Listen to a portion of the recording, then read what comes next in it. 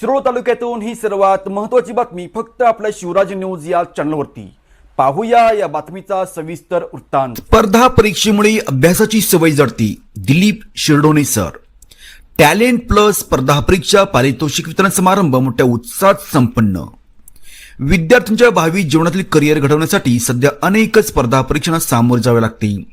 त्याची पूर्वतयारी म्हणून शालेय जीवनातील स्पर्धा परीक्षा महत्त्वाच्या ठरतात। स्पर्धा परीक्षेमुळे अभ्यासाची सवय असे प्रतिपादन दिलीप शिरडोणे सर यांनी केले।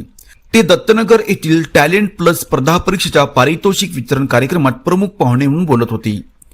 दी प्राथमिक शिक्षक सहकारी बँकेचे माजी चेअरमन व विद्यमान संचालक सुनील एडके प्रमुख पाहुणे म्हणून बोलताना म्हणाले की पालकांनी आपल्या इच्छा पाल्यावर लादू नये, पाल्यांच्या क्षमता ओळखून करिअरची निवड करण्याचे स्वातंत्र्य त्यांना द्यावे।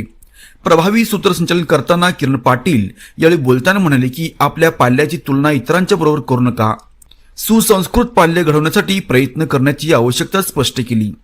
राज्य व जिल्हा स्तरावरील प्रावीण्य पात्र विद्यार्थी विद्यार्थिनींना शील्ड व प्रमाणपत्र देऊन गौरवण्यात आले। केंद्र स्तरावरील यशस्वी विद्यार्थ्यांना शाळा पातळीवर प्रमाणपत्र देण्यात येणार आहेत।